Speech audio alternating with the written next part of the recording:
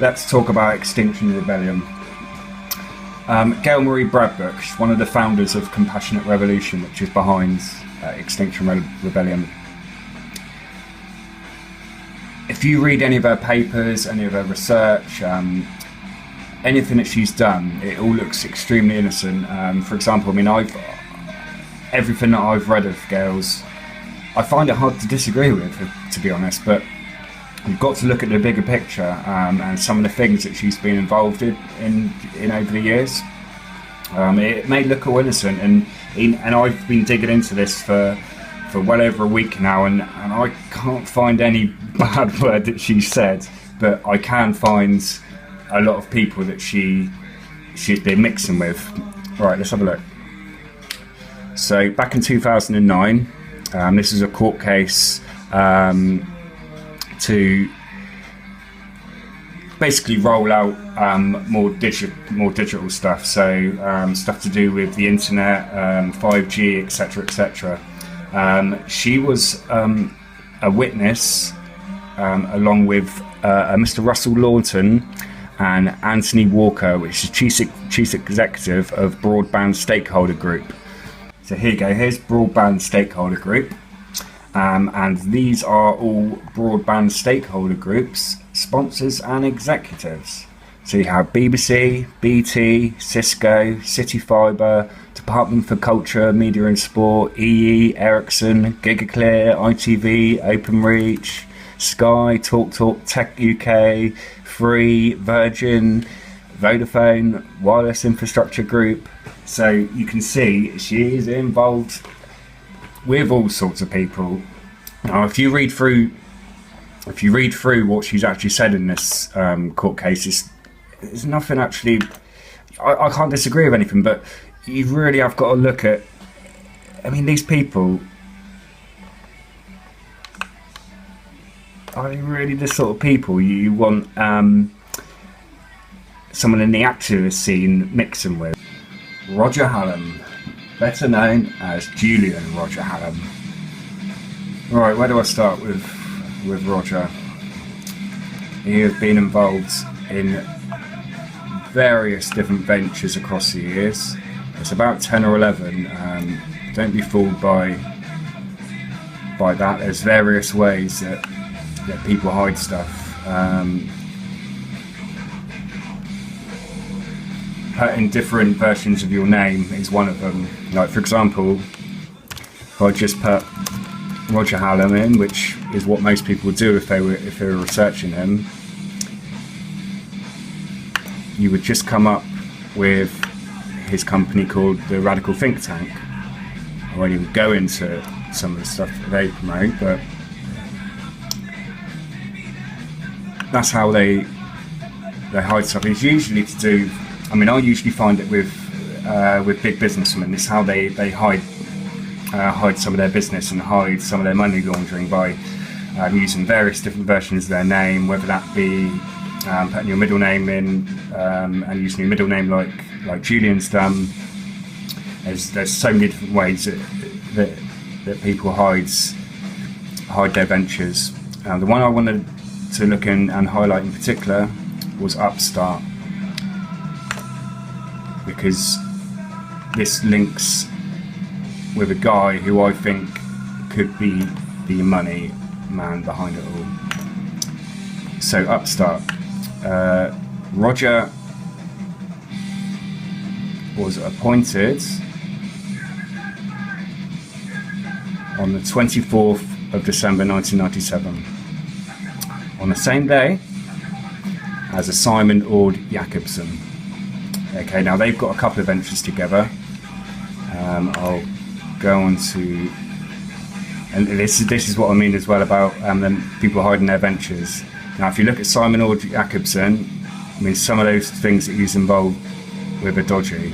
I've looked into some of these companies, and this one in particular is a very interesting one. But if you just look, Beta are the most common site to look up businesses and their directors, etc. But here you go. This is the one that I was interested in. Dorset Agenda 21 Limited. Now, what the fuck is all that about?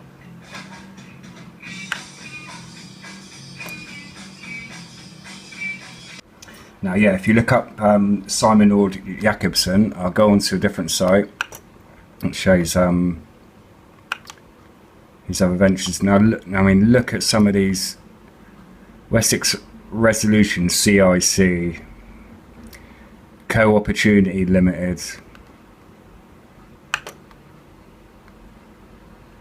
Now, I only found this guy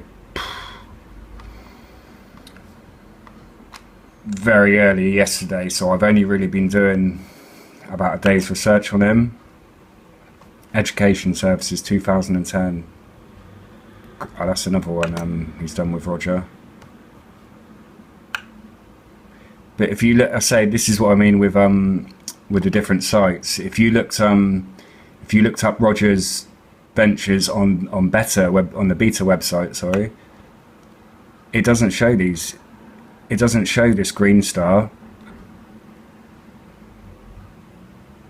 and you have to ask yourself, well, why? Why is he hiding this stuff?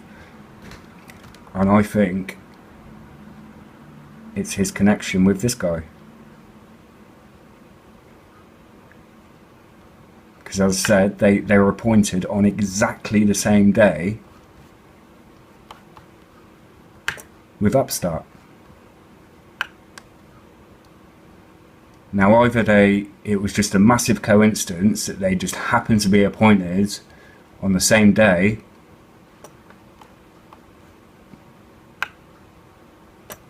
or they're friends. Right, this is a talk that Roger did, I think it was about 7 or 8 days ago, on how to build a mass movement. Quite a lot of it is quite interesting, I'm not going to lie, but it's very dictatorship. For example, when a few people bring up, just ask a few questions generally, you can just tell by the way his demeanour that he's it's his way or no way. But what did worry me about was about a 5-minute part of the video where he was chatting about difficult people, basically, and how. Let me play it. Actually, there are people saying we're not going to be able to move until we've got everything sorted on making sure that everyone's vegan, let's say. So I'm not going to tell you where the balance is, but I think the mature orientation here is to understand that wherever you are, it's a mess. Do you see what I mean? Because real life is messy. And at some point, you're going to have to say to these people here that difficult people. Yes, we've got this policy and we've got that norm, and that's what we're doing, and it's not perfect because we're trying to change society. And most people are fine with that, but maybe 20% of people in this group will basically they will inadvertently destroy what you do because they're not actually interested in political effectiveness, they're interested in a pure approach which makes them feel good. And I'm not necessarily saying they're bad people, by the way, I'm just being sociological about it. So, a strategy around this, a lot of people make the mistake of going, well, you might make this mistake of thinking, right, you're going to go back to Leeds or something, and you're going to have a meeting with all these groups, right, representatives of all these groups, and all these groups will be going, have you done that yet? Have you done that yet? And all the rest of it, and you'll get clogged. So the name of the game is to bypass these people, or at least recruit a little bit of them to get it, and go down here. And that's. So what does Roger mean by bypassing these people? Because I've witnessed a few things myself. I've got concerned friends who've been messaging me, saying that certain groups have been taken over, or the group name has changed. Certain people have been blocked out of the group. Certain comments have been muted. Is this what Roger means by bypassing this group in the middle?